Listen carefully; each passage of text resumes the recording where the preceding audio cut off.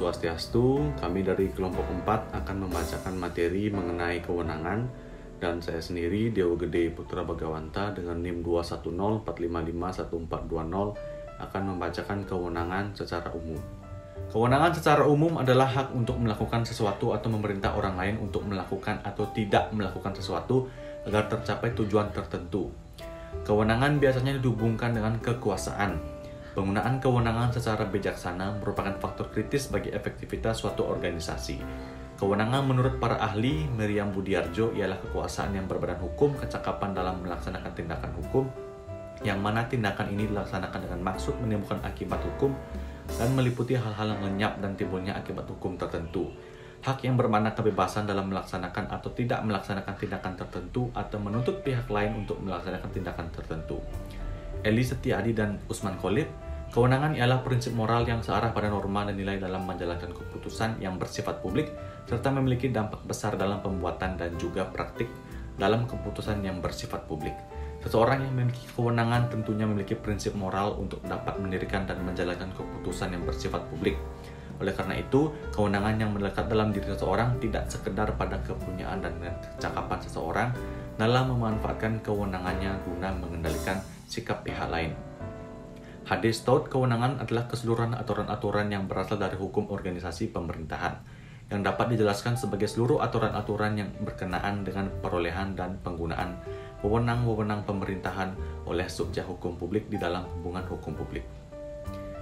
Franz Magnus, kewenangan adalah kekuasaan yang dilembagakan.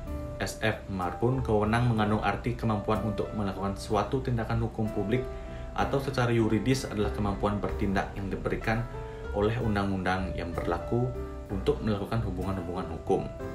Ferazi, kewenangan sebagai hak menjalankan satu atau lebih fungsi manajemen yang meliputi pengaturan regulasi dan standarisasi, pengurusan administrasi dan pengawasan atau supervisi atau suatu urusan tertentu.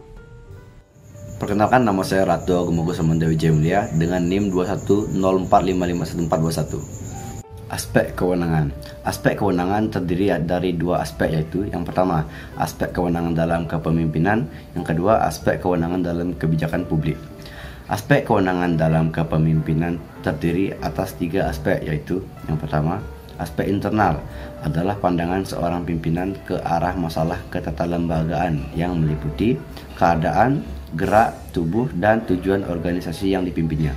Yang kedua, ada aspek eksternal atau aspek politik adalah pandangan seorang pimpinan yang diarahkan keluar organisasi untuk melihat perkembangan di situasi masyarakat.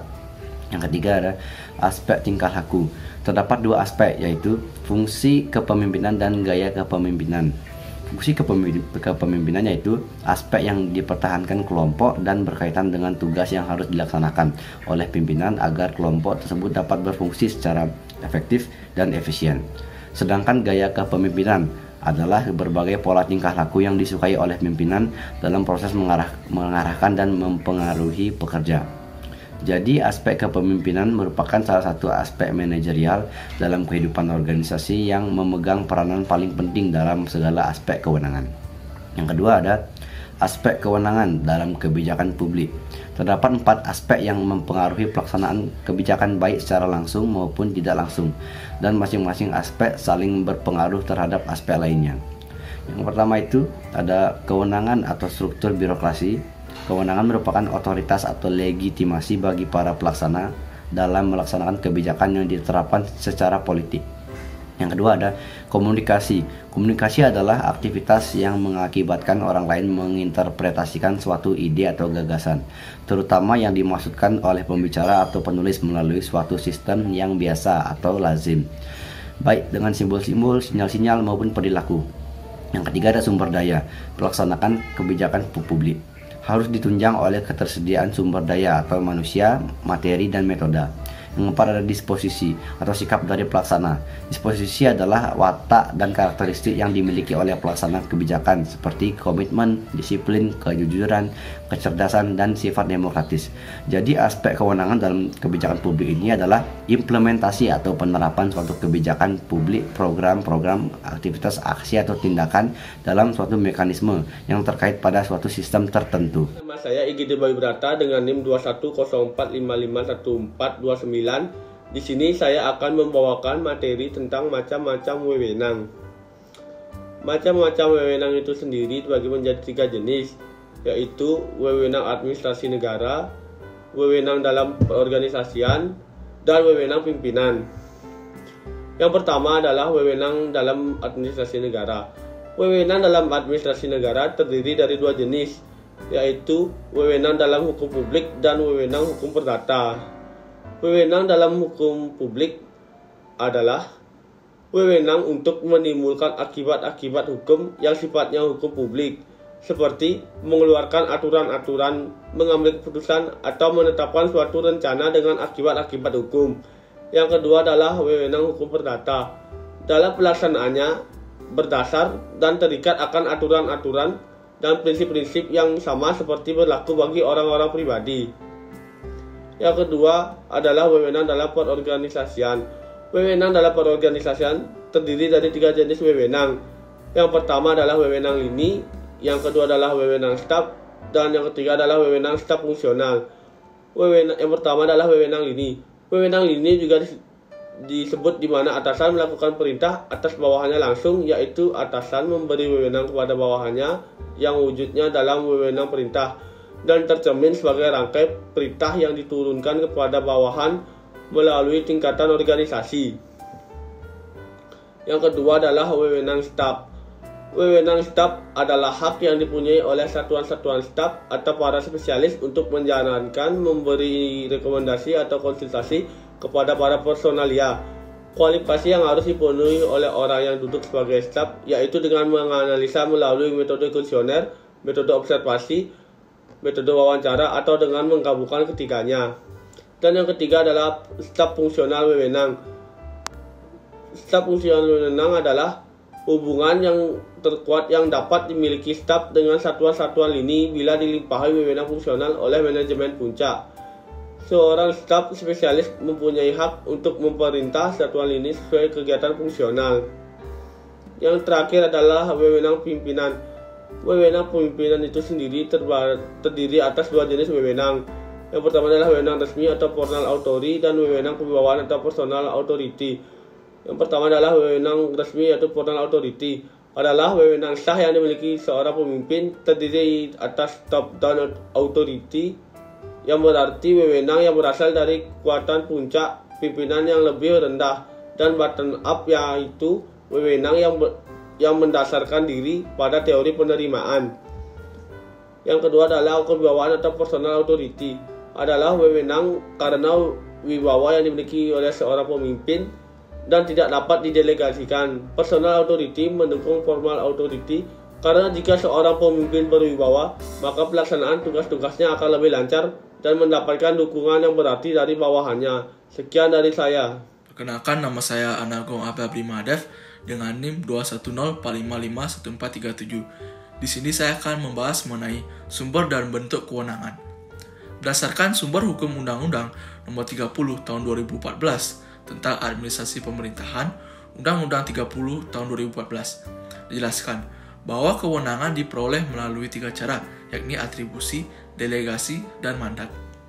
Atribusi berdefinisi pemberian kewenangan kepada badan dan atau pejabat pemerintahan oleh Undang-Undang Dasar tahun 1945 atau Undang-Undang, sehingga tanggung jawab berada pada penerima atribusi. Ini tercantum pada pasal 1 angka 22 dan pasal 12 ayat 2 Undang-Undang 30 tahun 2014. Yang kedua, perolehan wewenang atribusi, yaitu ada 2 cara. Yang pertama melalui Undang-Undang Dasar tahun 1945 atau Undang-Undang. Yang kedua, sifat wewenangnya baru. Ini tercantum pada pasal 12 ayat 1 Undang-Undang 30 tahun 2014. Yang ketiga adalah pengalihan wewenang atribusi. Jadi kewenangan atribusi tidak dapat didelegasikan kecuali ditentukan lain. Ini tercantum pada pasal 12 ayat 3 Undang-Undang 30 tahun 2014. Yang kedua, delegasi. Berdefinisi pelimpahan kewenangan kepada badan dan atau pejabat pemerintahan yang lebih rendah dengan tanggung jawab dan tanggung gugat beralih sepenuhnya kepada penerima delegasi. Ini tercantum pada pasal 1 angka 23 Undang-Undang 30 tahun 2014. Perolehan wewenang delegasi diberikan oleh badan dan atau pemerintahan di atasnya. Yang kedua, ditetapkan dalam peraturan pemerintah, peraturan presiden, dan atau peraturan daerah. Dan yang ketiga adalah sifat wewenangnya telah ada sebelumnya. Ini tercantum dalam pasal 13 ayat 2 Undang-Undang 30 tahun 2014. Yang ketiga adalah pengalihan wewenang delegasi. Jadi kewenangan delegasi tidak dapat didelegasikan lebih lanjut kecuali ditentukan lain. Ini tercantum dalam pasal 13 ayat 3 Undang-Undang 30 tahun 2014. Yang terakhir adalah mandat. Berdefinisi pelimpahan kewenangan kepada badan dan atau pejabat pemerintahan yang lebih rendah dengan tanggung jawab dan tanggung gugat yang tetap berada pada pemberi mandat. Dan ini tercantum dalam pasal 1 angka 24 Undang-Undang 30 tahun 2014. Ya, perolehan wewenang mandat yang pertama adalah diberikan oleh badan dan atau pejabat pemerintahan di atasnya. Dan yang kedua, sifatnya pelaksanaan tugas rutin. Ini tercantum dalam pasal 14 ayat 1 Undang-Undang 30 tahun 2014. Yang terakhir adalah pengalihan wewenang mandat. Jadi pengalihan kewenangan tidak diatur, namun penerima mandat tidak berwenang mengambil keputusan atau tindakan strategis yang dimana berdampak pada perubahan status hukum organisasi, kepegawaian, dan alokasi anggaran. Ini tercantum dalam pasal 14 ayat 7 Undang-Undang 30 tahun 2014. Sekian penjelasan mengenai sumber dan bentuk kewenangan. Sekian, terima kasih. Perkenalkan, nama saya Nikade Intan Hendra Putri dengan NIM 21045514448. Pada kesempatan kali ini, saya akan memaparkan materi tentang jenis-jenis wewenang. Yang pertama ada wewenang garis atau line authority. Adalah kekuasaan hak dan tanggung jawab langsung berada pada seseorang atas tercapainya tujuan. Kekuasaan hak dan tanggung jawab yang dimiliki oleh seseorang yang digunakan untuk mencapai tujuan dari organisasi. Ia berwenang mengambil keputusan, berkuasa, berhak dan bertanggung jawab langsung untuk menyatakan keputusan tersebut. Line authority dalam struktur organisasi disimbolkan dengan garis. Yang kedua ada wewenang staff atau staff authority. Adalah kekuasaan dan hak hanya untuk memberikan data, informasi dan saran-saran saja untuk membantu lini agar bekerja efektif dalam mencapai tujuan. Seseorang yang mempunyai wewenang staf tidak berhak mengambil keputusan dan merealisasikan keputusan serta tidak bertanggung jawab langsung atas tercapainya tujuan. Tegasnya, pemegang wewenang staf hanya merupakan pembantu lini untuk menyediakan data, informasi, dan saran-saran dipakai atau tidaknya tergantung manajer lini. Struktur organisasi staff authority disimbolkan dengan garis putus-putus. Yang ketiga ada wewenang fungsional atau functional authority. Kekuasaan seorang manajer adalah karena proses-proses, praktek-praktek, kebijakan-kebijakan tertentu, atau soal-soal lain yang berhubungan dengan pelaksanaan kegiatan oleh pegawai-pegawai lain di bagian lain pula. Struktur organisasi functional authority digambarkan dengan garis terputus-putus dan titik. Yang terakhir atau yang keempat ada wewenang wibawa. Kewibawaan seseorang adalah karena kecakapan, berperilaku, ketangkasan, dan kemampuan berbicaranya, sehingga ia dihormati oleh kawan maupun lawannya. Perkenalkan, nama saya Ida Ayu Putri Fajriani Dewi dengan NIM 21045514424. Di sini saya akan menjelaskan tentang sifat-sifat kewenangan. Mengenai sifat kewenangan pemerintahan, yaitu yang bersifat terikat, fakultatif, dan bebas, terutama dalam kaitannya dalam kewenangan pembuatan dan penerbitan keputusan-keputusan dan ketetapan oleh organ pemerintahan, sehingga dikenal ada keputusan yang bersifat terikat dan bebas. Ketiga sifat kewenangan yang tadi saya sebut dijelaskan oleh Indro Harto, yakni 1. Pada kewenangan yang bersifat terikat, terjadi apabila peraturan dasarnya menentukan kapan dan dalam keadaan yang bagaimana wewenang tersebut dapat digunakan, atau peraturan dasarnya sedikit banyak menentukan tentang isi dan keputusan yang harus diambil. Kedua, wewenang fakultatif. Terjadi dalam hal badan atau penjabat tata usaha negara yang bersangkutan tidak wajib menerapkan wewenangnya atau sedikit banyak masih ada pilihan. sekalipun pilihan itu hanya dapat dilakukan dalam hal-hal atau keadaan tertentu, sebagaimana ditentukan dalam peraturan dasarnya. Ketiga, wewenang bebas, yakni terjadi ketika peraturan dasarnya memberikan kebebasan kepada badan atau pejabat tata usaha negara untuk menentukan sendiri mengenai isi dan keputusan yang akan dikeluarkan, atau peraturan dasarnya memberi ruang lingkup kebebasan kepada pejabat tata usaha negara yang bersangkutan. Philippus Mandiri Hadjon mengutip pendapat N.M. Spelt dan Ten Berge membagi kewenangan bebas dalam dua kategori, yaitu kebebasan kebijakan dan kebebasan penilaian. Yang selanjutnya disimpulkan ada dua jenis kekuasaan bebas, yaitu pertama, kewenangan untuk memutuskan mandiri, dan kedua, kewenangan interpretasi terhadap norma-norma tersamar.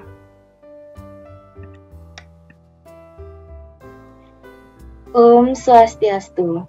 Perkenalkan, nama saya Pandea Trisna Pratnyani dengan NIM 2104551444. Pada kesempatan kali ini, saya akan membawakan kasus posisi mengenai sengketa kewenangan dalam administrasi pemerintahan, alternatif penyelesaian sengketa yang terabaikan.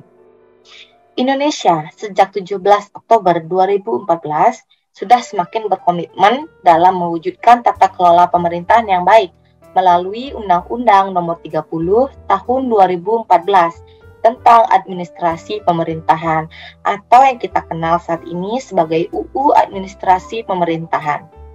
Asas-asas umum pemerintahan yang baik atau AUPB yang dahulu merupakan retorika ideal, kini telah menjadi salah satu asas penting dalam hukum positif penyelenggaraan administrasi pemerintahan di Indonesia, yang artinya segala pengambilan keputusan dan atau tindakan oleh instansi pemerintahan dan pejabat haruslah didasarkan pada AUPB yang sesuai dengan ketentuan UU Administrasi Pemerintahan.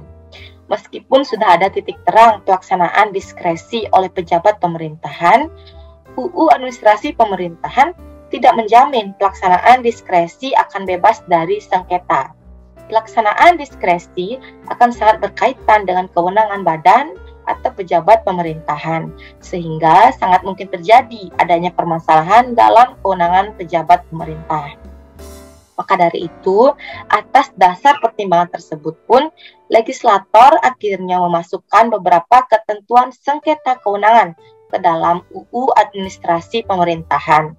Sengketa kewenangan dalam UU Administrasi Pemerintahan pada prinsipnya itu terjadi ketika dua atau lebih pejabat pemerintahan mempermasalahkan ketidakjelasan atau tumpang tindih kewenangan atas suatu urusan pemerintahan. Contohnya, mandat Presiden Republik Indonesia kepada Menteri PPPN atau Kepala Bappenas dalam melaksanakan tugas dan kewenangan sebagai koordinator investasi atau Chief Investment Officer yang disebabkan karena pelaksanaan kewenangan pejabat tersebut bersinggungan dengan kewenangan pejabat pemerintahan yang lain, sehingga pelaksanaan kewenangan menjadi kurang efektif dan efisien. Tarik-menarik kewenangan di bidang perencanaan penganggaran pembangunan nasional terjadi karena dua pejabat pemerintah bertindak dalam satu bidang urusan pemerintahan yang saling bersinggungan, di mana pembagian kewenangan tidak didasarkan pada proporsi yang dapat mendukung pencapaian tujuan pembangunan nasional. Maka dari itu, akhirnya UU Administrasi Pemerintahan mencoba mengatur penyelesaian sengketa kewenangan menggunakan prinsip koordinasi menghasilkan kesepakatan, yang dapat dilihat pada pasal 16 UU Administrasi Pemerintahan. Ketentuan koordinasi dalam menghasilkan kesepakatan tersebut sebenarnya hanya ketentuan obskura saja yang tidak memperjelas bagaimana penyelesaian sengketa kewenangan tersebut. Cara dan alternatif penyelesaian sengketa pada prinsipnya sudah kita kenal, yaitu yang pertama mulai dari adanya negosiasi oleh dua belah pihak, lalu yang kedua adanya mediasi yang dibantu oleh pihak ketiga, dan yang ketiga adanya litigasi melalui Badan Peradilan Umum.